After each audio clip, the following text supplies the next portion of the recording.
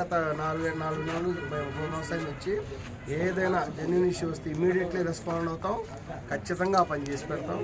అట్లనే ఏంటంటే కొంచెం మనం చెప్తున్నాం కదా, వెహికల్స్ అవి చేసేటప్పుడు కొద్దిగా హెల్మెట్స్ అవి పెట్టుకోమని చెప్తున్నాం. అవన్నీ కూడా మీరు జాగ్రత్త ఫాలో అవ్వాలి. ఇంకొకటి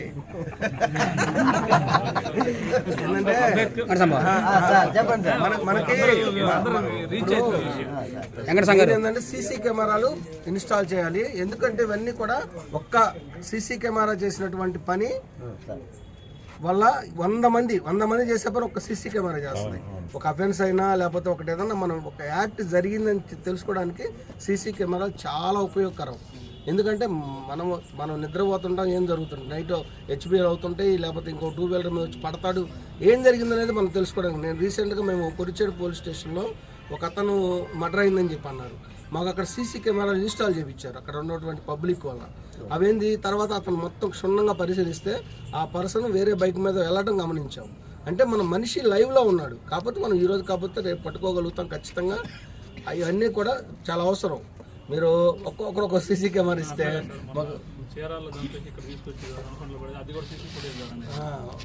చీరాల ఇన్సిడెంట్ పెద్దది మనకి. నేను వచ్చిన స్టార్టింగ్ 3rd డే మనకి దొనకొండలో ఒకటి అయింది. ఎట్లా అయింది, కంప్లీట్లీ బాంట్ బాడీ, మనకు హెడ్ వరకే ఇక్కడ వరకే ఉంది, ఇంకేం లేదు, నథింగ్, చిన్న క్లూ కూడా లేదు. ఆ కేసులో మేము మిస్సింగ్ కేసులు ట్రేస్ చేసుకుంటూ ఉంటే పలానా చీరాల 1 టౌన్ పోలీస్ స్టేషన్లో ఒక మిస్సింగ్ కేసును ట్రాక్ చేస్తే మనకి కారంచేడు దగ్గర వాళ్ళు పెట్టినటువంటి సీసీ కెమెరాల్లో బాడీతో సహా మనకి కనపడటం జరిగింది. బాడీతో సహా వాళ్ళు వెహికల్లో ట్రావెల్ చేశారు మనిషిని చనిపోయిన తర్వాత. అవన్నీ తీసుకొని ముద్దాయిని ఎస్టాబ్లిష్ చేయగలిగాం.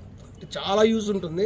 అంటే మీరు అందరూ ఒకరికొకరు మోటివేట్ అయ్యి పెట్టించగలిగితే మీ ఏరియాలోనే ఎక్కడా వద్దు, మీరున్నటువంటి 2-3 బజార్లు ఉన్నాయనుకోండి, ఆ 2-3 బజార్లో మనకి ఎంట్రీ ఎగ్జిట్ మధ్యలో ఏదైనా అవసరం ఏం జస్ట్ మనకు ఒక 3,000 to 4,000 అవుతుంది కాస్ట్. ఒక వైరు అది ఇది అక్కడక్కడే మన ఇంటి దగ్గర బిగించుకోవచ్చు. కానీ దానివల్ల చాలా ఉపయోగం ఉంటుంది. మనకు ప్రతిదీ అర్థమైంది. మన దగ్గరికి ఎవరో వచ్చారు, గొడవ అయింది, మొన్న అది చెప్పారు, మన వాళ్ళు పిల్లలు వచ్చారు, ఇట్లా గొడవ అయింది సార్, ఇళ్ళ మీదకి వచ్చారు అది అని. మనం అదే సీసీ కెమెరా ఉంటే క్లియర్గా చూస్తాం, ఎవరు తప్పు చేస్తారో వాళ్ళని పనిష్ చేయడానికి అవకాశం ఉంటుంది.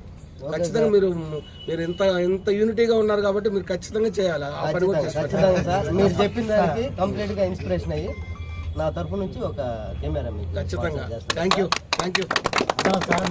అంబేద్కర్ నుంచి ఇటువంటిది దాదాపు రాకపోతే సార్ ఇంకోటి సార్, మీ సమక్షంలో హెల్మెట్లు పెట్టుకోవడం ఒక ర్యాలీ చేద్దాం సార్.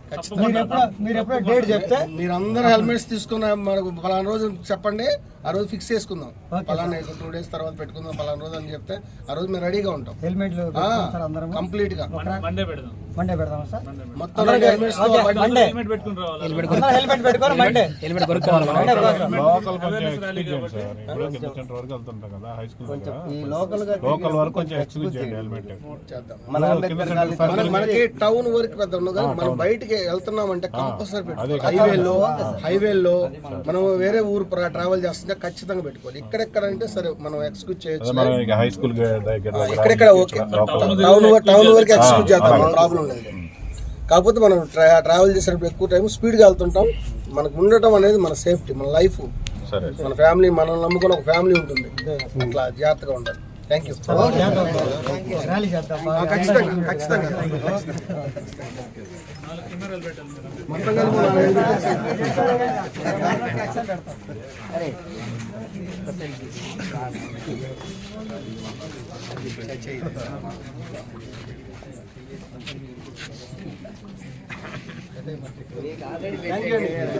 Thank you sir.